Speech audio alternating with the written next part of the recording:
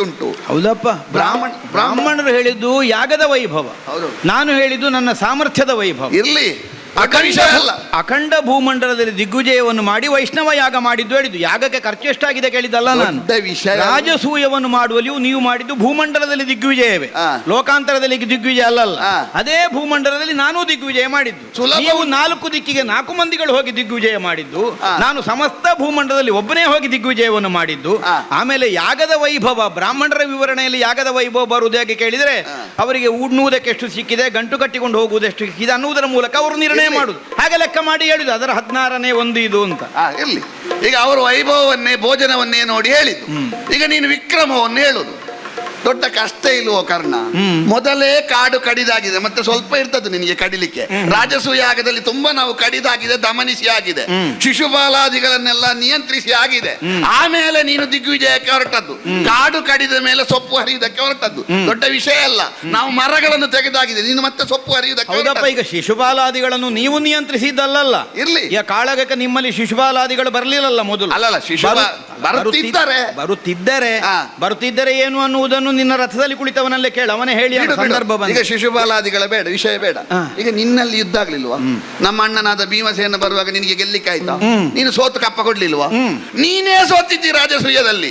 ಮತ್ತೆ ರಾಜಸೂಯ ಯಾಗಕ್ಕೂ ನೀನು ವೈಷ್ಣವ ಯಾಗದ ನಿನ್ನ ದಿಗ್ವಿಜಯಕ್ಕೂ ಹೋಲಿಕೆ ಮಾಡುವುದೇ ಬೇಡ. ಅಯ್ಯ, ಆ ಸಂದರ್ಭದಲ್ಲಿ ಸೋತ್ರೆ ಈಗ ಮೊನ್ನೆ ಅದೇ ಭೀಮಸೇನ ನಾನು ಹೊಡಿಲಿಲ್ವಾ? ಅವ ನಿನಗೆ ಮತ್ತೆ ಹೊಡಿಲಿಲ್ವಾ? ಅಲ್ಲ, ಇರ್ಲಿ, ಈ ಯುದ್ಧದ ವಿಷಯ ಬೇಡ. ನೀನು ರಾಜಸೂಯ ಯಾಗವು ವೈಷ್ಣವ ಯಾಗವು ಹೋಲಿಕೆ ಮಾಡಿದ್ದ ಕೇಳಿದ್ದು. ಒಂದು ಸಲ ಭೀಮಸೇನ ನಾನು ಅವನನ್ನು ಬಿಲ್ಲಿನ ಕೊಪ್ಪಿನಲ್ಲಿ ಯಾಕೆ ಹೇಳಿಲ್ಲ ರಣಕ್ಷೇತ್ರದಲ್ಲಿ? ಈಗ ಅದೇ ಭೀಮ ಅಲ್ವ? ಅವತ್ತು ಭೀಮನಿಗೆ ಸತ್ವ ಕಡಿಮೆ ಅಂತ ಉಂಟ? ಅದೇ ಅಲ್ವಲ್ಲ, ಅದೇ ಭೀಮ ಕತ್ತಿ ಹಿಡಿದು ಬರುವಾಗ ಅಡಗಿ ಕುಳಿತುಕೊಳ್ಳಿಲ್ವ ನೀನು? ಹೌದು, ಯುದ್ಧದಲ್ಲಿ ಸಹಜವೇ ಸೋಲು ಗೆಲುವನ್ನು ಒಂದು ಪ್ರಕರಣದಿಂದ ನಿರ್ಣಯಿಸುವುದಕ್ಕಲ್ಲ ಹೇಳಿದ್ದ ಹಾಗೆ. ನಾನು ಭೀಮನನ್ನು ನಾವು ಗೆಲ್ಲಿಲ್ವೋ? ಭೀಮನನ್ನು ನಾನು ಗೆದ್ದಿದ್ದೇನೆ. ನಕುಲನನ್ನು ನಿನ್ನೆ ದಿವಸ ಸೋಲಿಸಲಿಲ್ವೋ? ನಕುಲನನ್ನು ಇವತ್ತು ನಾನು ಗೆಲ್ಲಿಲ್ವೋ? ಹಾಗಿದ್ರೆ ಹೇಗ ಬಂತು? ಅಲ್ಲಲ್ಲ, ಹಾಗಲ್ಲ. ನಿನ್ನೆ ಕುರುಕ್ಷೇತ್ರದ ಯುದ್ಧವನ್ನು ಹೇಳಿದ್ದೆ ಅಲ್ಲ ನಾನು. ನೀನು ವೈಷ್ಣವ ಯಾಗವನ್ನು ಹೇಳಿದ ಕಾರಣ ರಾಜಸೂಯದಲ್ಲಿ ನೀನೇ ಸ್ವತಃ ಸೋತವ. ನೀನು ವೈಷ್ಣವ ಯಾಗವನ್ನು ಹೇಳಿದ ಮೇಲೆ ನೀನು ಪಾಂಡವರಿಗಿಂತ ದೊಡ್ಡವ, ಪಾಂಡವ ದಿಗ್ವಿಜಯಕ್ಕಿಂತ ಕರ್ಣ ದಿಗ್ವಿಜಯ ದೊಡ್ಡದು ಅಂತ ಪ್ರತಿಷ್ಠಾಪಿತ ಆಗುವುದಿಲ್ಲ ಅಂತ ಹೇಳಿದ್ದು ನಾನು. ನೀನು ಮಾಡುವುದಕ್ಕೆ ಕಾರಣ ಆದದ್ದೇನು? ಕೌರವನಿಗೆ ಧೈರ್ಯ ಬೇಕಿತ್ತು. ಆಗ್ಲೇ ಹೇಳಿದಲ್ವ ನೀನು ಪ್ರತಿಜ್ಞೆ ಮಾಡಿ, ಅರ್ಜುನನ್ನು ಕೊಲ್ಲದೇ ಇದ್ರೆ ಹಾಗೆ ಮಾಡ್ತೇನೆ, ಇಂಥದ್ದನ್ನು ವರ್ಜಿಸ್ತೇನೆ, ಇಂಥದ್ದನ್ನು ತ್ಯಾಗ ಮಾಡ್ತೇನೆ ಎನ್ನುವುದಾಗಿ ಹೇಳುವುದಕ್ಕೆ ಕಾರಣ ಆದದ್ದೇನು? ನೀನು ಹೇಳ್ತೀನಿ, ನಾನು ಮತ್ತೊಂದು ರಾಜ್ಯವನ್ನು ಕಟ್ಟುತ್ತಿದ್ದೆ, ಮತ್ತೊಂದು ರಾಜ್ಯವನ್ನು ಕಟ್ಟದಿದ್ರೆ 1000ರಲ್ಲಿ 1001ನೇವನಾಗಿ ಕರ್ಣ ಎಲ್ಲಿಯೋ ಮೂಲೆಯಲ್ಲಿ ಇರ್ತಿದ್ದ. ನಿನ್ನ ವಿಳಾಸ ಇರುವುದೇ ಅರ್ಜುನನಿಗೊಬ್ಬ ಕರ್ಣ. ಅದು ಕೌರವ ನಂಬಿದ್ದಾನೆ, ಅರ್ಜುನನಿಗೊಬ್ಬ ಕರ್ಣ. ಅಂದ್ರೆ ಅವ ಭೀಷ್ಮದ್ರೋಣರಿಗಿಂತ ಹೆಚ್ಚು ನಿನ್ನನ್ನು ನಂಬಿದ್ಯಾಕೆ? ಅರ್ಜುನನೊಂದಿಗೆ ನಾನಿದ್ದೇನೆ. ನೀನು ಕೃತಿಯಲ್ಲಿ ಮಾಡದಿದ್ರು ಮಾತಿನಲ್ಲಿ ಆಗಾಗ ಹೇಳ್ತಿ. ಅವ ತಲೆ ತಗ್ಗಿಸುವಾಗ ಅರಸ ಬಿಡು ಬಿಡು ಚಿಂತೆಯ ಪಾಂಡವರ ಧುರಕ್ಕೆ ನಾನು ಏನು ಜೀಯ. ಅಂದ್ರೆ ಈ ಪ್ರಪಂಚದ ಸ್ವಭಾವವೇ ಹಾಗೆ. ಕೆಲಸ ಮಾಡಿದವರನ್ನು ನಂಬುದಲ್ಲ, ವೇದಿಕೆಯಲ್ಲಿ ಭಾಷಣ ಮಾಡಿದವರನ್ನೇ ಹೆಚ್ಚು ನಂಬುದು. ಕೆಲಸ ಮಾಡಿದವರು ಮೂಲೆಯಲ್ಲಿ.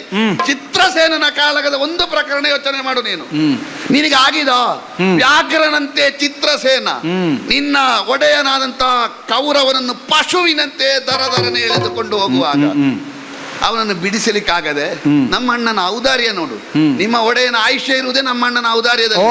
ಇಲ್ಲೇ ಸತ್ತೋಗ್ತಿದ್ದ ಹೊತ್ತು ಇಲ್ಲ, ಉಳಿದ. ಹೇಗೆ ಉಳಿದ? ನಮ್ಮ ಅಣ್ಣ 105 ರಾವಲ್ಲವೇ? ನಾವು ಹೊರಗಿನ ಮಂದಿಯಲ್ಲಿ 105 ಮಂದಿಯೂ ಒಂದೇ. ನಾವು ಕಾಳಗ ಮಾಡುವಾಗ ಏನೇ ಭಿನ್ನಾಭಿಪ್ರಾಯ ಮನಕಷಾಯ ಇರಬಹುದು, ಹೊರಗಿನವರ ಮುಂದೆ ನಾವು ಒಂದೇ ಅಂತ ಹೇಳಿ ನನ್ನನ್ನು ಕಳುಹಿಸಿ ನಾನು ಚಿತ್ರಸೇನನೊಂದಿಗೆ ಹೋರಾಟ ಮಾಡಿದ. ಯೋಚಿಸು, ನಿನಗಿರು ಹೋಲಿಕೆ ಮಾಡುವುದಿದ್ರೆ, ಒಂದು ಕೊಳ್ಳಿಯಿಂದ ಗಂಧರ್ವ ಲೋಕದ ಅಂಗಾರ ಪರ್ಣನನ್ನು ಓಡಿಸಿದ ಅರ್ಜುನ ಎಲ್ಲಿ? ನಿನ್ನ ಬದುಕಿಗೆ ತಂಪನ್ನೆರೆದಂತ ಕೌರವನಿಗೆ ಚಿತ್ರಸೇನ ಕೊಳ್ಳಿ ಇಡುವಾಗ ಓಡಿ ಹೋದ ನೀನೆಲ್ಲಿ? ಅವನ ಬದುಕಿಗೆ ಕೊಳ್ಳಿ ಇಡ್ಲಿಕ್ಕೆ ಬಂದವ. ಕೊಳ್ಳಿಯಿಂದ ಗಂಧರ್ವ ಲೋಕದವನನ್ನು ಓಡಿಸ್ತೇನೆ ನಾನು. ಗಂಧರ್ವ ಲೋಕದವ ಬಂದು ನಿನ್ನ ಒಡೆಯನ ಬದುಕಿಗೆ ಕೊಳ್ಳಿ ಇಡುವಾಗ ನೀನು ಓಡಿ ಹೋಗ್ತಿ. ಅಷ್ಟು ವ್ಯತ್ಯಾಸ ಉಂಟು ನನಗೂ ನಿನಗೂ. ಈಗ ಹೇಳ್ತಿ ಭಾರ್ಗವನಂತ ಬೇಡವೋ? ನನ್ನ ಒಬ್ಬನ ಸಾಮರ್ಥ್ಯದಿಂದ ಎಷ್ಟು ಸಾಧಿಸಲಿಕ್ಕಾಗಿದೆ ಎನ್ನುವುದು ಸ್ಪಷ್ಟ ಆಗಿದೆ. ಅಭಿಮನ್ಯು ಕಾಳಗ ಇರ್ಲಿ, ಸೈಂಧವ ವಧೆ ಇರ್ಲಿ, ಅಥವಾ ಯಾವ ಪ್ರಕರಣವೇ ಇರ್ಲಿ, ನೀನು ಹೇಳಲಿಕ್ಕೆ ಬಹಳ ಸುಲಭದಲ್ಲಿ ಹೇಳ್ತಿ. ನಾನು ಮತ್ತೆ ಬರುವುದಿಲ್ವಾ? ಮತ್ತೆ ಬರುದಿದ್ರೆ ಇಲ್ಲ ನಿನಗೆ. ಮತ್ತೆ ಬರುದಿದ್ರೆ ನಿನಗೆ ವಿಳಾಸವೇ ಇಲ್ಲ, ನಿನಗೊಂದು ನಿಜವಾದ ಚಾರಿತ್ರವೇ ಇಲ್ಲ. ಬರಲೇಬೇಕಾದ ಅನಿವಾರ್ಯತೆಯಲ್ಲಿದ್ದಿ. ಯಾಕೆ?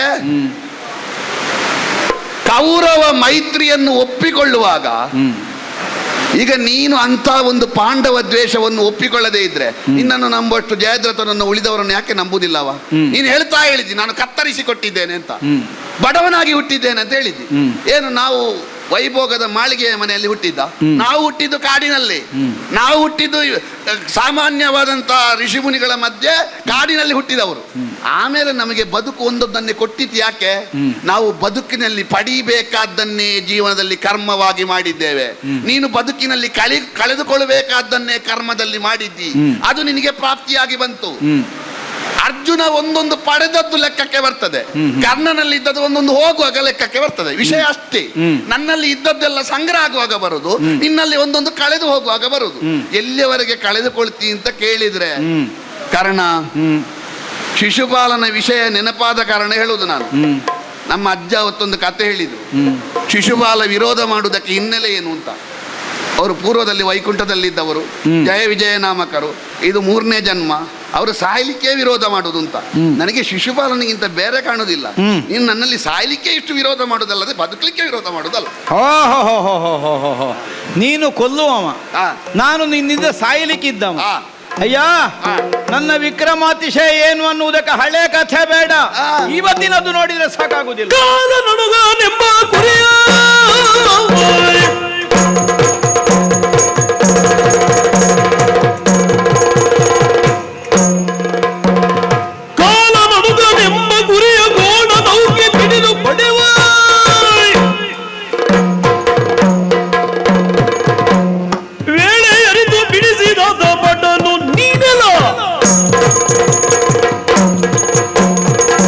ಅರ್ಜುನ ಕಾರಣ ತನ್ನ ರೆಕ್ಕೆಯ ಸಾಮರ್ಥ್ಯದಿಂದಲೇ ಸ್ವಚ್ಛಂದವಾಗಿ ಗಗನಾಂಗಣದಲ್ಲಿ ಸಂಚರಿಸಬಹುದಾದಂತಹ ಒಂದು ಪಕ್ಷಿಯ ರೆಕ್ಕೆಯನ್ನು ಪುಕ್ಕವನ್ನು ಬೇರೆ ಬೇರೆ ಕಾರಣದಿಂದ ಬೇರೆ ಬೇರೆಯವರು ಕತ್ತರಿಸಿ ಮತ್ತೆ ಹಾರಲಿಕ್ಕೆ ಬಿಡ್ತಾರೆ ಅಂತ ಅದರ ಅರ್ಥ ಏನು? ಅದರ ಜೊತೆಗೆ ಹಾರುವ ಪಕ್ಷಿಯ ಸಾಮರ್ಥ್ಯವನ್ನು ಮೊದಲೇ ಅವರು ತೀರ್ಮಾನ ಮಾಡಿದ್ದಾರೆ ಅಂತ ಅರ್ಥ. ಪಾರ್ಥನೊಂದಿಗಿನ ಮುಖಾಮುಖಿಯನ್ನು ಬದುಕಿನಲ್ಲಿ ಹಂಬಲಿಸಿದಂತಹ ಕಾರಣದಿಂದ ಎಲ್ಲಿಯೋ ದಾರಿ ಬದಿಯಲ್ಲಿ ಹೋಗುವಾಗ ಮುಳ್ಳು ಸಿಕ್ಕಿ ಹರಿದದ್ದಲ್ಲ, ಅದು ಕತ್ತರಿಸಿ ಕೊಡಬೇಕಾದಂತಹ ಸನ್ನಿವೇಶ ಸೃಷ್ಟಿಯಾದದ್ದು. ಅವನು ಕತ್ತರಿಸಿ ಕೊಡಬೇಕಾದ ಸನ್ನಿವೇಶ ಬಂದದ್ದು. ಇದೇನನ್ನು ಸೂಚಿಸ್ತದೆ? ಏನನ್ನು? ನನ್ನ ಪ್ರಾಬಲ್ಯವನ್ನು ಪ್ರಪಂಚದ ಸರ್ವಶಕ್ತಿಗಳು ಮೊದಲೇ ಒಪ್ಪಿದೆ ಅಂತ ಅರ್ಥ. ಆದ್ದರಿಂದಲೇ ಮುಂದೊಂದು ದಿನ ಅರ್ಜುನನಿಗೆ ಕೇಡಾಗಕೂಡದನ್ನುವ ಉದ್ದೇಶಕ್ಕಾಗಿ ಇದನ್ನು ಮಾಡಿದ್ದಿರಬೇಕು. ಕಲ್ಪಿಸಲಿ ಹೀಗೂ ಬರ್ತದೆ, ಹೌದಲ್ಲೋ ಹೇಳಿದ್ದಲ್ಲ ನಾನು. ಅಥವಾ ಅನ್ಯಾನ್ಯ ಕಾರಣಗಳಿಂದ ಒದಗಿ ಬಂದಂತಹ ಯೋಗ್ಯತೆಗಳು. ಗಂಧರ್ವನೊಂದಿಗೆ ನಾನು ಹೋರಾಡಿದವನೇ, ಚಿತ್ರಸೇನಲ್ಲಿ ಕಾಳಗದಲ್ಲಿ ನಾನು ಸೋತಿರಬಹುದು, ಅದರರ್ಥ ನನಗೆ ಹೋರಾಟದಲ್ಲಿ ಸಾಮರ್ಥ್ಯವೇ ಇಲ್ಲ ಅಂತಲ್ಲ. ಅಥವಾ ಚಿತ್ರಸೇನಲ್ಲಿ ನೀನು ಹೋರಾಟದಲ್ಲೇ ಗೆದ್ದ ಅಂತಲೂ ಅರ್ಥ ಅಲ್ಲ. ನಿನ್ನ ಕುರಿತಾಗಿ ಮೊದಲೇ ಅನುಕಂಪವನ್ನು ಹೊಂದಿದನಂತೆ ಅವ. ದೇವಲೋಕದಿಂದ ಹೊರಟು ಬರುವ ಕಾಲಕ್ಕೆ ಅವನಿಗೆ ಸೂಚನೆಯಾಗಿದೆ ಅಂತೆ, ಸಾಲದಿದ್ದಕ್ಕೆ ನೀನು ಅವನ ಶಿಷ್ಯ, ಚಿತ್ರಸೇನದಿಂದ ವಿದ್ಯೆಯನ್ನು ಕಲ್ತಿದ್ದಂತೆ ದೇವಲೋಕದಲ್ಲಿ. ಹಾಗಾಗಿ ನಮ್ಮಲ್ಲಿ ಅವ ಏನು ಬಿರುಸಿನ ಹೋರಾಟ ಮಾಡಿದ್ದಾನೋ ಅದನ್ನು ನಿನ್ನಲ್ಲಿ ಮಾಡಿರಲೇಬೇಕನ್ನುವುದು ನಿರ್ಣಯ ಅಲ್ಲ, ಬೇಡ. ಬಿಡಿಸಿಕೊಳ್ಳುವುದಕ್ಕಾಗಿ ಹೋದಂತಹ ಭೀಮಾರ್ಜುನರು ನಮ್ಮೊಡೆಯನಾದಂತಹ ಸುಯೋಧನನಿಗೆ ಮನಕಷಾಯಕ್ಕೆ ಕಾರಣವಾಗುವ ಹಾಗೆ ತಾನು ಬದುಕಿನಲ್ಲಿ ವಿರೋಧಿಸುವಂತಹ ಪಾಂಡವರಿಂದ ಬಿಡುಗಡೆಯನ್ನು ಹೊಂದಬೇಕಾದಂತಹ ಸನ್ನಿವೇಶ ಬಂತಲ್ಲ. ಯಥಾರ್ಥಕ್ಕಾದ್ರೆ ನಮ್ಮವನಿವ ಅನ್ನುವಂತಹ ಔದಾರ್ಯದಿಂದ ಬಿಡಿಸಿಕೊಳ್ಳುವಂತಹ ಉದ್ದೇಶದಿಂದಲೇ ಧರ್ಮರಾಯ ಹೇಳಿದ್ದಾನೆ ಅನ್ನುವುದು ಒಪ್ಪುವುದಕ್ಕಾಗುವುದಿಲ್ಲ. ಯಾಕದು? ನೀವೇ ಹೇಳಿದ್ರಂತೆ, ಆಗುವುದಿಲ್ಲ, ನಮ್ಮಿಂದ ಬಿಡಿಸಲಿಕ್ಕೆ ಆಗುವುದಿಲ್ಲ, ನಾವು ಹೋಗುವುದಿಲ್ಲ. ಭೀಮ ಹೇಳಿದನಂತೆ, ನಾವು ಮಾಡಬೇಕಾದದ್ದು ನಾವು ಮಾಡಿದ್ದಾನೆ, ಬಂದು ಬಡೀಲಿ ಎತ್ತಲಾಗಿ ಒಳ್ಳೆದಾಯ್ತು, ಅನುಭವಿಸಲಿ ಅಲ್ಲ ಹೇಳಿ ಭೀಮ ಹೇಳಿದ್ದಾನೆ. ಹೌದು. ಆಗ ಧರ್ಮಜ ಏನು ಹೇಳಿದ? ಏನು ಹೇಳಿದ? ನಾನು ಏನು ತೆಗೆದುಕೊಳ್ಳುವುದಿಲ್ಲ, ಅದು ಕೊನೆಗೆ ಆಹಾರನಾಗಿರ್ತೇನೆ, ಅದು ಕೊನೆಗೆ ಹೇಳಿದ್ದು. ಅದಕ್ಕಿಂತ ಮೊದಲೇ ಏನು ಹೇಳಿದ? ಒಂದು ಉಪಾಯವನ್ನು ಸೂಚಿಸಿದ. ಏನು? ಅದರಲ್ಲಿರುವಂತಹ ಸೂಕ್ಷ್ಮವನ್ನು ಹೇಳಿದನಂತೆ. ಹೇಗೆ? ಯಾರು ನಮಗೆ ವಿರೋಧಿಗಳು ಅವರನ್ನು ಪರರ ಬಂಧನದಿಂದ ಬಿಡಿಸಿಕೊಳ್ಳುವುದರಲ್ಲಿರುವಂತಹ ಭೂಷಣತ್ವ ಗೌರವ ಮತ್ತೊಂದರಲ್ಲಿಲ್ಲ ಈ ಪ್ರಪಂಚದಲ್ಲಿ. ಹಾಗಿದ್ರೆ ನಮ್ಮನ್ನು ವಿರೋಧಿಗಳಲ್ಲ ಅನ್ನುವಂತಹ ಭಾವದಿಂದ ಒಪ್ಪಿ ಬಿಡಿಸಲಿಕ್ಕೆ ನಮಗೆ ಅನುಕೂಲ ಆಗಲಿ ಅನ್ನುವುದಕ್ಕೆ ಬಿಡಿಸಿದ್ದಲ್ಲ, ತಮ್ಮ ಹೆಗ್ಗಳಿಕೆ ಪ್ರಪಂಚದಲ್ಲಿ ಹೆಚ್ಚಾಗಲಿ ಅನ್ನುವಂತಹ ಉದ್ದೇಶಕ್ಕಾಗಿ ಬಿಡಿಸಿದ್ದೆ ಅನ್ನೋದು ಆ ವಾಕ್ಯದಿಂದ. ಯಾರಲ್ಲಿ ಹೇಳಿದ್ದು? ನಮ್ಮ ವಿರೋಧಿಗಳು ಅಂತ ಹೇಳಿದ ಭೀಮನಲ್ಲಿ ಹೇಳಿದ್ದು. ಅವನನ್ನು ಒಪ್ಪಿಸುವುದಕ್ಕಾಗಿ ಆ ಮಾತು ಹೇಳಿದ್ದು. ಅವ ಧರ್ಮರಾಯ ವಿರೋಧಿ ಅಂತ ಭಾವಿಸಿದ್ದಾನೆ ಅಂತ ಅರ್ಥ ಅಲ್ಲ. ಹಾಗೆ ಇಲ್ಲದಿದ್ರೆ ನೀವು ಆ ಸಮಾಧಾನವನ್ನು ತಂದುಕೊಳ್ಳುವುದು. ಅಷ್ಟು ಹೇಳಿದ್ರು ಇವು ಒಪ್ಪಲಿಲ್ಲ. ಒಪ್ಪದೇ ಇದ್ದ ಕಾಲಕ್ಕೆ ಆಮೇಲೆ ನಾನು ಉಪವಾಸ ವ್ರತದಿಂದ ಇರ್ತೇನೆ, ನಿರಶನವನ್ನು ಮಾಡ್ತೇನೆ ಹೇಳಿದ ಕಾಲಕ್ಕೆ ಬಿಡಿಸುವುದಕ್ಕಾಗಿ ಹೋದದ್ದು. ಚಿತ್ರಸೇನನಿಂದ ಹೋರಾಟದಲ್ಲಿ ಬಂಧಿತನಾಗಿದ್ದಂತಹ ಸುಯೋಧನನನ್ನು ಬಿಡಿಸಿ ತರುವಲ್ಲಿ ಅಥವಾ ಚಿತ್ರಸೇನ ಬಂದು ಬಿಡುಗಡೆಯನ್ನು ಮಾಡುವಲ್ಲಿ ಧರ್ಮಜನಲ್ಲಿ ಏನು ಹೇಳಿದ್ದಾನೋ ಆಗ ಸುಯೋಧನನು ಒಟ್ಟಿಗೆ ಇದ್ದಲ್ಲ, ಅವನ ಕಿವಿಗೆ ಕೆಳದೆ ಇದ್ದದ್ದು ಹೇಳಿದ್ದಲ್ಲ. ನಿಮ್ಮನ್ನು ದಂಡಿಸುವ ಉದ್ದೇಶಕ್ಕಾಗಿ ಬಂದದ್ದೇ ಅಲ್ಲ. ಹೊರಡುವ ಕಾಲಕ್ಕೆ ದೇವೇಂದ್ರ ಸೂಚನೆಯನ್ನು ಕೊಟ್ಟಿದ್ದಾನೆ. ನಮ್ಮವರಾದ ಪಾಂಡವರಿದ್ದಾರೆ, ಅವರೆಲ್ಲಿಯಾದರೂ ಕಾಳಗಕ್ಕೆ ಬಂದರೆ ಅವರನ್ನು ಹೆಚ್ಚು ನೋಯಿಸುವುದು ಬೇಡ, ಈ ಭಾವದಿಂದಲೇ ಕಳಿಸಿಕೊಟ್ಟಿದ್ದಾನೆ ಅನ್ನುವುದನ್ನು ನಾವು ಒಪ್ಪಿಕೊಂಡಿದ್ದಾನೆ. ಮತ್ತೆ ಚಿತ್ರಸೇನ ಕಾಳಗದ ಹೆಗ್ಗಳಿಕೆ ಏನು ಉಳಿಯಿತು? ಅಥವಾ ಪರೋಕ್ಷವಾಗಿಯೋ ವಿಕ್ರಮ ಏನು ಅನ್ನುವುದನ್ನು ತಿಳಿಯುವುದಕ್ಕಾಗಿ ಪ್ರಯತ್ನಿಸಬೇಕಾದಂತಹ ಅನಿವಾರ್ಯತೆ ಇನ್ನೂ ಉಳಿದಿಲ್ವಲ್ಲ. ಯುದ್ಧ ಪ್ರಾರಂಭವಾಗಿ ಇಷ್ಟು ದಿವಸಗಳು ಸಂದು ಹೋಗಿದೆ. ರಣಕ್ಷೇತ್ರದಲ್ಲಿ ನಾವೀಗಾಗಲೇ ನಮ್ಮ ಸಾಮರ್ಥ್ಯವನ್ನು ಸಾಧ್ಯವಿದ್ದಷ್ಟು ಪ್ರದರ್ಶಿಸಿಯೂ ಆಗಿದೆ. ಇಂದಿನ ದಿನ ಶಲ್ಯಮಾವನ ಸಾರಥ್ಯದಿಂದ, ಅಂದ್ರೆ ನನಗೆ ಮಾವ ಅಂತಲ್ಲ, ನಿಮ್ಗೆ ಮಾವ, ಶಲ್ಯಮಾವನ ಸಾರಥ್ಯದಿಂದ ನಿನ್ನ ಒಡೆ ಹೇಳಿದ್ದೆ ನೆನಪಿಗೆ ಬರುವುದು. ಶಲ್ಯಮಾವನ ಸಾರಥ್ಯದಿಂದ ರಣಕ್ಷೇತ್ರದಲ್ಲಿ ಬೆಳಗಿನಿಂದ ಈ ತನಕ ನಾನು ವಿಜೃಂಭಿಸಿದಂತಹ ಬಗೆ ನೀನು ತಿಳಿಯದೇ ಇದ್ದವ ಅಲ್ವಲ್ಲ. ಯಾವನು ಪಾಂಡವ ಪಕ್ಷದ ನಾಯಕನು, ಯಾವನ ಕುರಿತಾಗಿ ಅನವರತವು ನಾವು ಅನುಸರಣ ಯೋಗ್ಯತೆಯಿಂದಲೇ ನಿನ್ನನ್ನು ಹೊಂದಿಕೊಂಡು ಬದುಕುವರು ಅನ್ನುವಂತಹ ಭಾವದಿಂದ ನೀನು ಒಂದಾಗಿ ಬಂದೆಯೋ, ಅಂತಹ ಕಾಲನಣುಗನಾದ ನಿನ್ನಣ್ಣನಾದಂತಹ ಧರ್ಮಜ ರಣಕ್ಷೇತ್ರದಲ್ಲಿ ಯುದ್ಧದಲ್ಲಿ ಕೈ ಸೋತು ನನ್ನ ಕೈ ಸೆರೆ ಸಿಕ್ಕಿದವ, ಅವನ ಶಿಕ್ಷೆಗೆ ಕೈ ಹಾಕಿಯಾಗಿದೆ. ಕಾಲನೊಣಗನೆಂಬ ಕುರಿಯ ಅವನ ಗೋಣು ಗೋಣು ಕತ್ತರಿಸುವುದಕ್ಕೆ ನಾನು ಸಿದ್ಧನಾಗಿದ್ದೆ. ಕತ್ತರಿಸಿದ್ರೆ ಯುದ್ಧವೇ ಮುಗಿದೋಗ್ತಿತ್ತು. ಯಾಕೆಂದ್ರೆ ಪಾಂಡವ ಪಕ್ಷದ ನಾಯಕನಾದಂತಹ ಧರ್ಮಜನನೇ ನಾನು ಕೊಂದು ಕಳೆದರೆ ಮತ್ತೆಂಥದ್ದುಂಟು, ಎಲ್ಲ ಮುಗಿದು ಹೋಗ್ತಿತ್ತು. ಆದರೂ ಎಡಗಾಲಿನಿಂದ ತಿವಿದು ಪೊಡವಿಯೊಡೆತನವನ್ನು ಹೊಂದುವುದು ಅನ್ನುವುದು ಬಹಳ ಸುಲಭದ ಕೆಲಸ ಅಲ್ಲ. ಗಂಡು ಗಲಿತನದಿಂದ ಹೋರಾಡುವುದಕ್ಕೆ ಅಭ್ಯಾಸ ಮಾಡುವನ್ನುವಂತಹ ವಾಕ್ಯವನ್ನು ಹೇಳಿ ಹಿಂದಕ್ಕೆ ನಾನು ಕಳುಹಿಸಿಕೊಟ್ಟಮ್ಮ. ಎಲ್ಲಿ ಹೋಗಿತ್ತೋ ನಿನ್ನ ವಿಕ್ರಮ? ನಿನ್ನ ತಲೆಯಲ್ಲಿ ಅವನನ್ನು ಹೊಡೆದಲ್ಲಿಗೆ ಬಟ ಅದಿ ಅಂತ ಭಾವಿಸಿದ್ಯಾ ನೀನು? ಬಟನು ನೀನೌದರ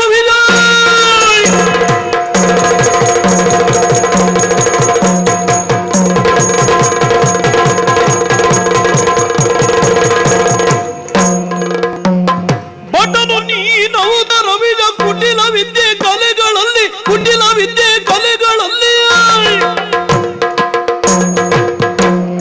ಪಟುತನವ ನೋಡಿರುತ್ತ ಸುರಿದ ಬಡವ.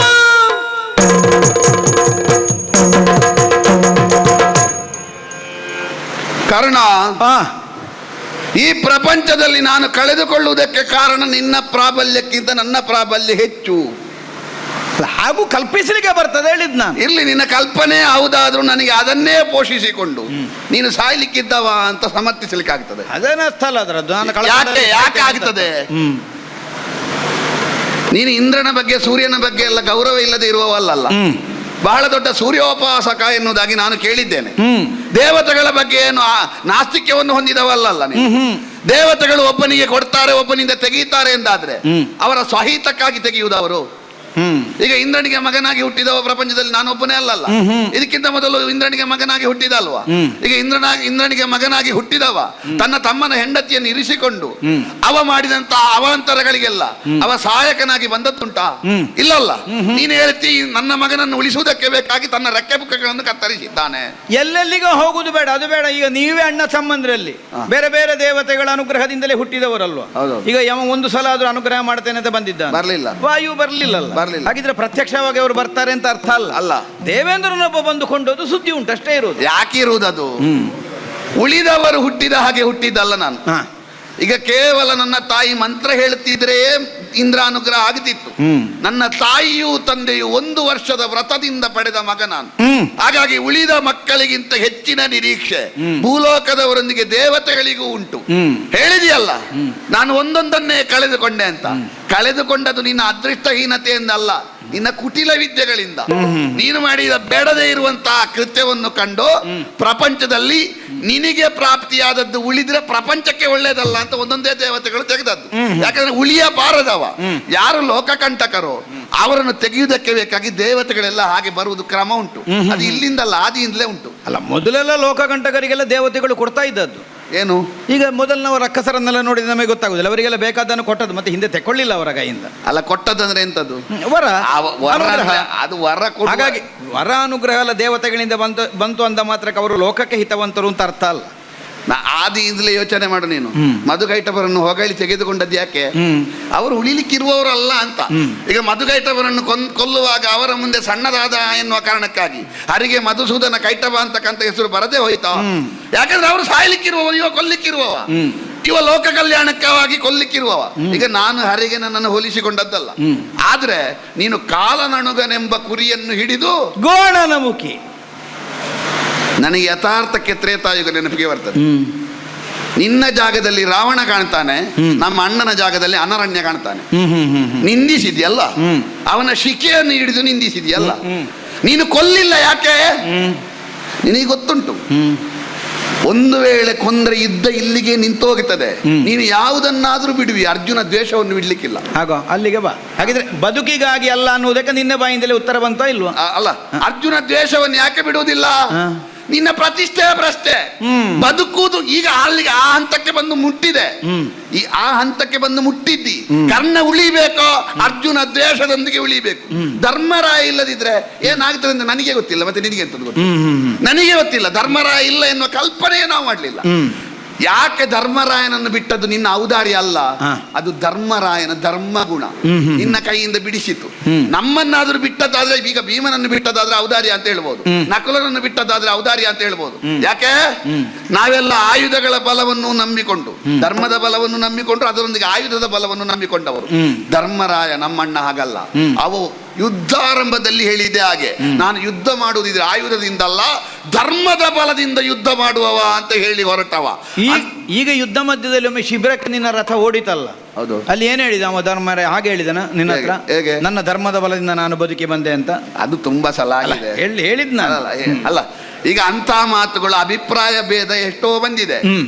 ಅಭಿಪ್ರಾಯ ಮಧ್ಯದಲ್ಲಿ ಎಷ್ಟು ಭೇದ ಬಂದಿದೆ ಮುಖ್ಯ ಅಲ್ಲ, ನನಗೆ ಮತ ಏನಾಗಿದೆ ಅಂತ ಮುಖ್ಯ. ಆಗ್ಲೇಪ್ಪ, ನಿನ್ನ ವಿಶ್ವಾಸ ದೊಡ್ಡದು, ನಂಬಿಕೆ ನಮ್ಮದು ಆಕ್ಷೇಪ ಅಲ್ಲ. ಈಗ ನಿಮ್ಮ ಪಕ್ಷದೊಳಗೂ ಅಂತದ್ದು 1000 ಆಗಿರಬಹುದು, ಅದು ಆಗ್ತದೆ.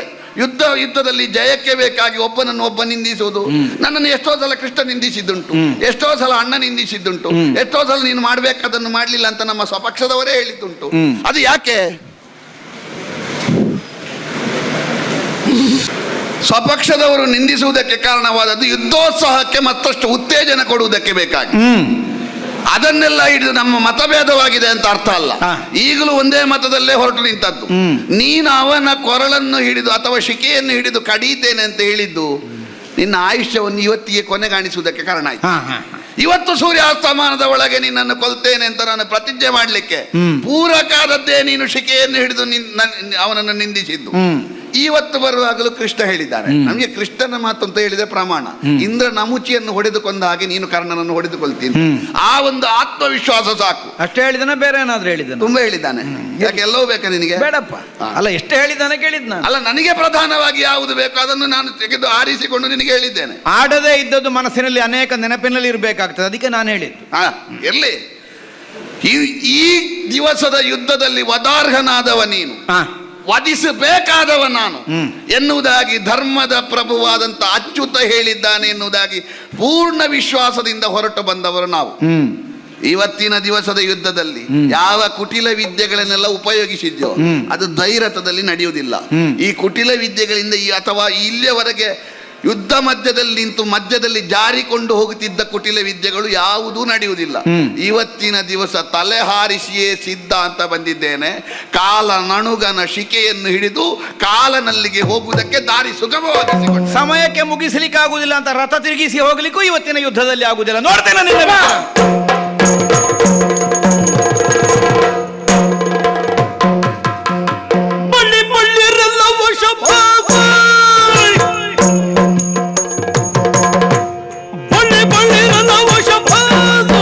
ಶರವಲಯವ ತೀರ್ಚಿದೆ, ಶರವಲಯವ ತೀರ್ಚಿದೆ, ಸಲವದು ಬಟದನ ನಿನಗೆ ಬಲ್ಮರೆಯುತ ಲೆಚ್ಚನ್ನು ಮೇಘ.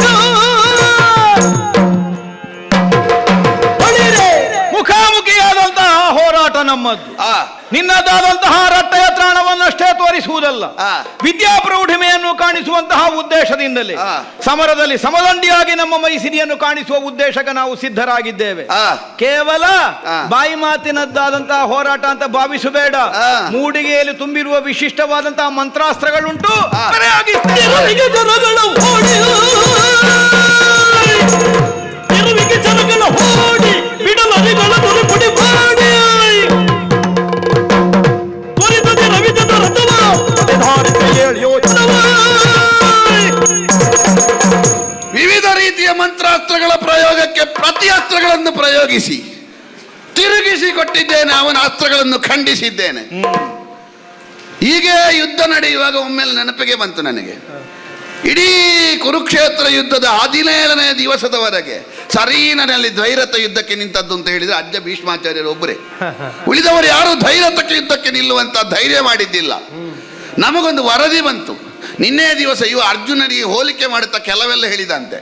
ಅವನ ಗಾಂಡೀವ್ಯಕ್ಕೆ ನನ್ನ ವಿಜಯ ಉಂಟು, ಅವನ ರಥಕ್ಕೆ ಬೇಕಾದರೆ ನನ್ನ ರಥದಲ್ಲಿ ಉಂಟು, ಅವನ ಅಕ್ಷಯ ತೂಣಿರಕ್ಕೆ ನೀನು ಬೇರೆ ಬೇರೆ ಬಂಡಿಗಳಲ್ಲಿ ಬಾಣಗಳನ್ನು ತರಿಸು, ಎಲ್ಲ ವ್ಯವಸ್ಥೆ ಮಾಡುವ. ಆದರೆ ನಮಗೂ ಒಂದು ಕಡಿಮೆ ಉಂಟು, ಅಲ್ಲಿ ಕೃಷ್ಣ ಇದ್ದಾನೆ, ಇಲ್ಲಿ ಸಾರಥಿ ಸರಿ ಇಲ್ಲ ಅಂತ. ಅದೊಂದೇ ಕೊರತೆ ಅಂತ ಭಾವಿಸಿದ್ದಾನೆ. ಅದಲ್ಲ, ಅರ್ಜುನನ ಮುಂದೆ ಇವನಿಗೆ ಕೊರತೆ ದಟ್ಟವಾಗಿ ಉಂಟು ಅಂತ ತೋರಿಸಬೇಕು. ಇವನಿಗೆ ಅರ್ಜುನನ ಮುಂದೆ ರಥವನ್ನು ಸ್ಥಿರವಾಗಿ ನಿಲ್ಲಿಸಲಿಕ್ಕೆ ಸಾಮರ್ಥ್ಯ ಇಲ್ಲ ಎನ್ನುವುದಾಗಿ ಸ್ಪಷ್ಟಪಡಿಸುವುದಕ್ಕೆ ಬೇಕಾಗಿ, ಇವನ ದೌರ್ಬಲ್ಯವನ್ನು ನನ್ನ ಸಾಮರ್ಥ್ಯವನ್ನು ತೋರಿಸುವುದಕ್ಕೆ ಇವನ ರಥಕ್ಕೆ ಒಂದು ಯೋಜನಾಂತರಕ್ಕೆ ಕರೀತೇನೆ.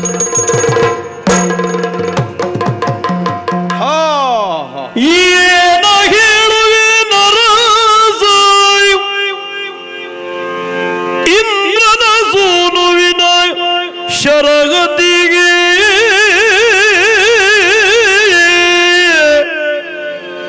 ಕೌರವ ಸೇನೆ ಕಳವಳಿಸಲ್ಗೆ ಕರ್ಣನ ರಥವ ಹಾರಿಸಿರೋ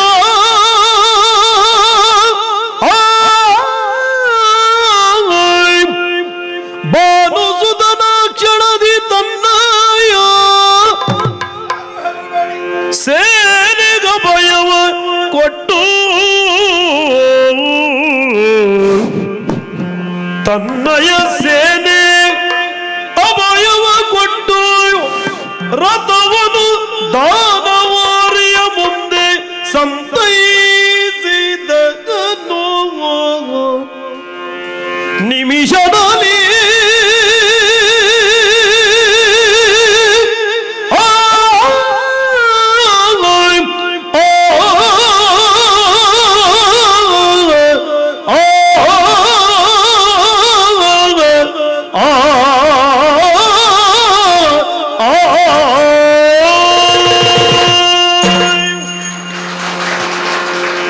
ಯುದ್ಧ ವೈಭವವನ್ನು ಕಾಣುವಂತಹ ಉದ್ದೇಶದಿಂದ ಸೇರಿದವರಾರ ವಿವರಣೆಗೂ ಎಟಕದೇ ಇದ್ದಂತಹ ಸಮರವೇ ನಡೆದು ಹೋಯಿತಲ್ಲ ಈ ಕಾಳಗದ ಕಣದಲ್ಲಿ.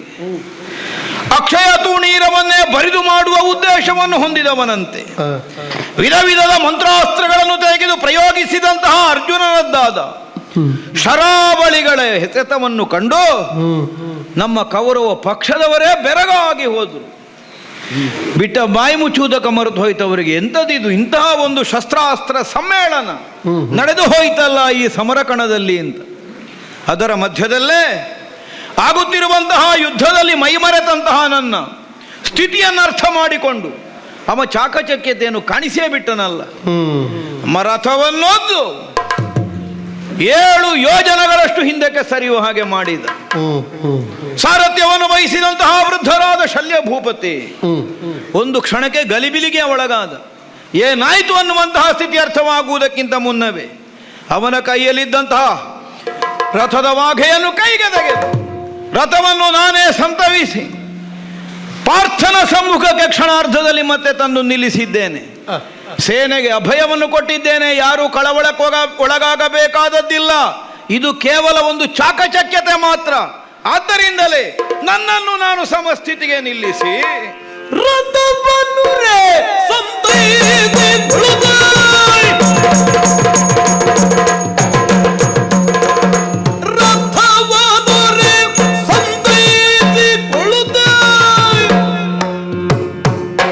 ಧರಿಸಿ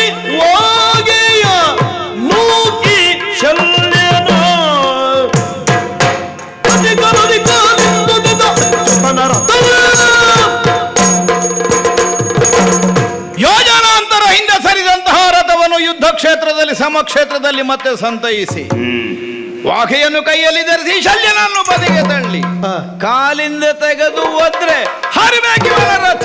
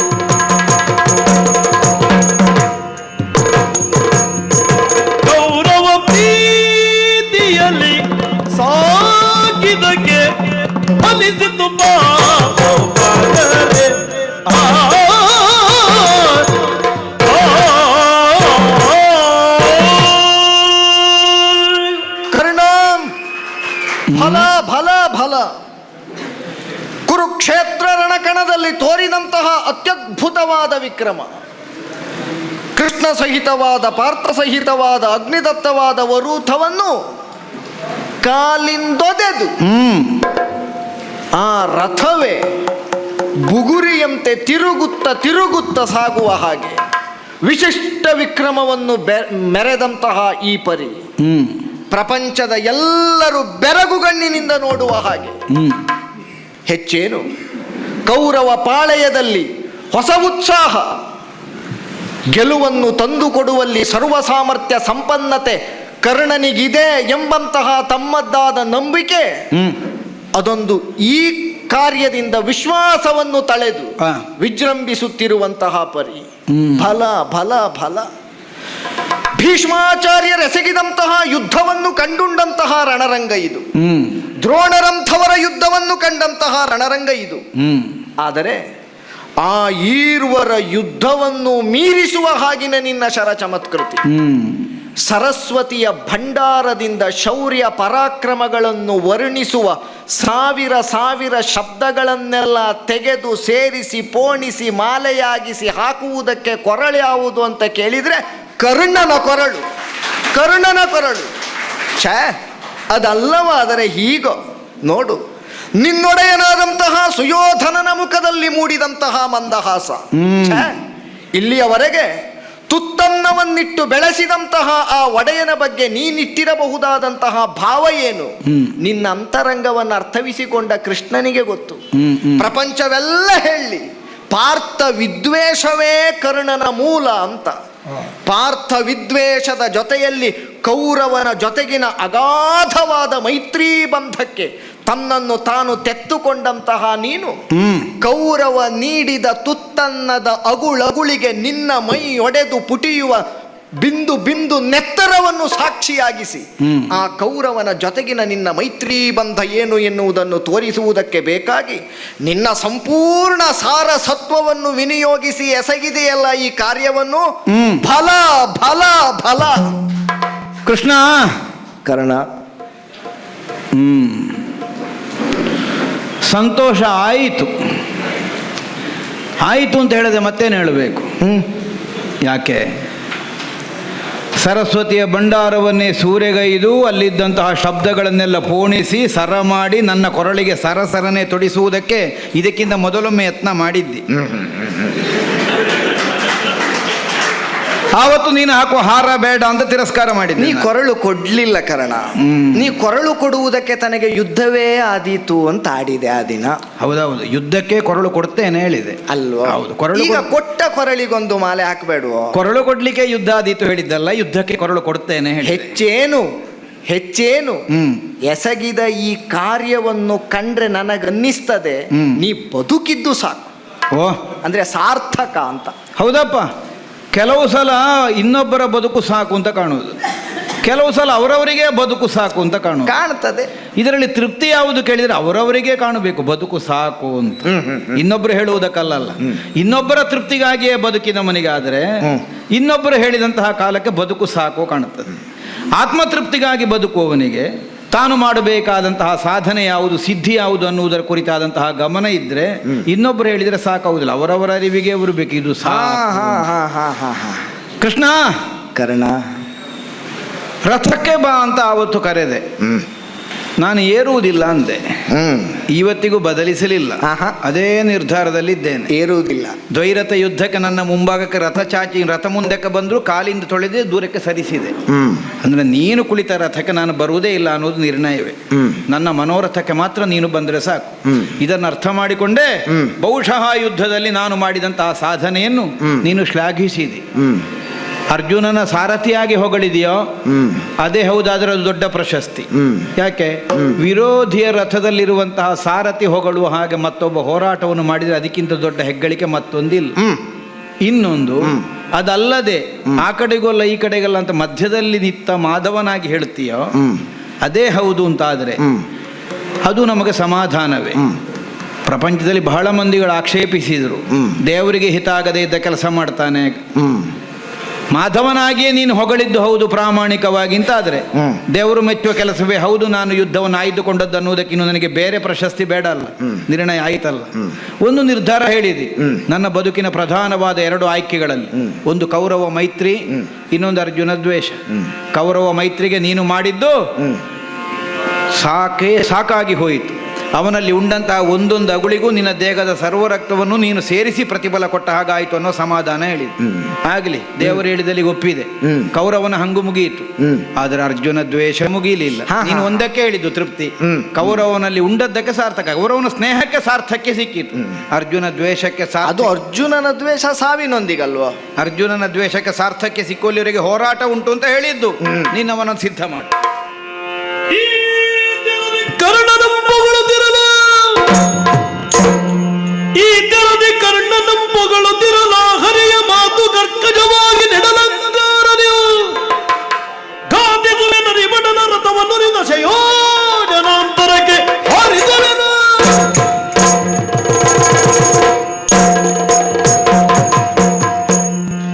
ನಮಗೆ ಮತ್ತೊಬ್ಬರಿಗೆ ಸನ್ಮಾನ ಆದರೆ ಕರ್ಕಶ ಆಗುವುದಿಲ್ಲ, ಆದರೆ ಈ ಸನ್ಮಾನ, ಅಭಿನಂದನೆ, ಸನ್ಮಾನಕ್ಕೆ ಉತ್ತರ 3 ಕರ್ಕಶವೇ.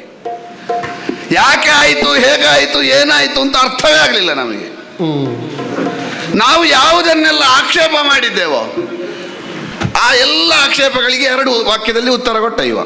ಭೀಷ್ಮ ದ್ರೋಣರಿಗಿಂತ ಕೌರವ ಮೈತ್ರಿಯಲ್ಲಿ ಎಲ್ಲದರಲ್ಲಿಯೂ ನೀನು ಮಿಕ್ಕಿನವ, ನೀನು ಇನ್ನೇನು ಮಾಡಬೇಕಾದಿಲ್ಲ ಅಂತ ನಮ್ಮ ಸಾರಥಿ ಹೇಳ್ತಾನೆ ಅಂತಾದರೆ, ನಾನು ಬಂದದ್ದು ಸೂರ್ಯಾಸ್ತಮಾನದ ಮೊದಲು ಅವನ ತಲೆಯನ್ನು ತೆಗಿಬೇಕು ಅಂತ. ಇಲ್ಲ ಪತ್ರ ಕೊಟ್ಟಾಯ್ತು. ಹೌದೌದು, ಇನ್ನು ತಲೆ ತೆಗಿಲಿಕ್ಕೆ ಬೇಡ. ಪ್ರಶಸ್ತಿ ಸಿಗುವುದು ಎಷ್ಟು ದೂರಕ್ಕೆ ರಥ ಹಾರಿಸ್ತೇವೆ ಎನ್ನುವುದರಿಂದ, ತಲೆ ಹಾರಿಸುವುದರಲ್ಲಿ ಪ್ರಶಸ್ತಿ ಸಿಗುವುದಲ್ಲ. ಈಗ ಅವನಿಗೆ ಸಾರ್ಥಕ ಆಯಿತು ಅಂತ ಕಂಡಿತಂತೆ. ನಿಜವಾಗಿಯೂ ನಾನು ಹೇಗೆ ಬದುಕಿದೆ, ನನಗೆ ಈಗ ಈ ಸಾವು ಬಂತಲ್ಲ ಅಂತ ಬೇಸರ ಪಡಬೇಕಾದಂಥ ಒಬ್ಬ ವ್ಯಕ್ತಿ ನನಗೆ ಬದುಕು ಸಾಕು ಎನ್ನುವ ಧನ್ಯತೆ ಬಂತು ಎನ್ನುವ ಹಾಗೆ ನಮ್ಮ ರಥದ ಸಾರಥಿ ಹೇಳ್ತಾನೆ ಅಂತ ಆದರೆ ಮತ್ತೆ ನಾವು ಎಂಥದಕ್ಕೆ ಉದ್ದೇಶ ಪೂರ್ತಿಯಾಗುವ ಹಾಗೆ ಸೂರ್ಯಾಸ್ತಮಾನದ ಮೊದಲು ಅವನ ತಲೆ ಕಡಿಬೇಕು ಅಂತ ಹೊರಡುವುದು. ನಾವು ಸ್ವಲ್ಪ ಪ್ರಶಸ್ತಿಗೆ ಬೇಕಾಗಿ ಹೊರಡುವ. ಅವೆಷ್ಟು 2 ಯೋಜನವ, ಆಗ 7 ಯೋಜನೆ ಕಡಿಮೆ ಆಗಿತ್ತು. ಈಗ 7ಕ್ಕಿಂತ ಹೆಚ್ಚು 10 ಯೋಜನ ದೂರಕ್ಕೆ ಅವನ ರಥವನ್ನು ಹಾರಿಸುವುದಕ್ಕೆ ಗಾಂಡೀವವನ್ನು ಎತ್ತಿ ಬಿಲ್ಲನ್ನು. ಸಮಾಧಾನ. ಶ್ವೇತವಾದನ ಕೇಳೋ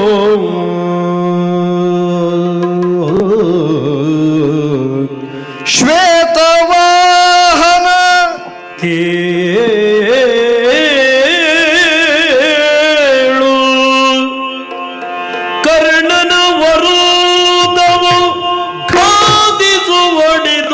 ಸಮರ್ಥತೆ ಅಲ್ಲ. ಕರ್ಣನ ವರುದವ ಖಾದಿಸುವಡಿದು ಸಮರ್ಥತೆ ಅಲ್ಲ. 14 ಭೂತಳವು ಎನ್ನ ಜಠರದೊಳ್ ಉಳ್ಳು. 14 ಭೂತಳವು ಎನ್ನ ಜಠರದೊಳ್ ಉಂಟು. ನವಖಂಡದೊಳ ಒಬ್ಬನೇ ಮಾರುತಿ. ನವಖಂಡದೊಳ ಒಬ್ಬನೇ ಮಾರುತಿ. ಶ್ವೇತ ವಾಹನ ಕೇಳು. ಆ ಆ ಆ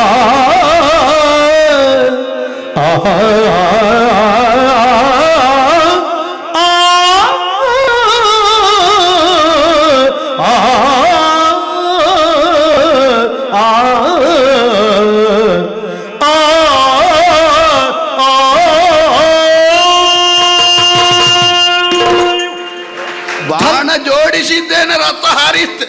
ಧನಂಜಯ ಓ ಸಿದ್ಧನಾದಿಯಲ್ವೋ? ಹೌದೌದು.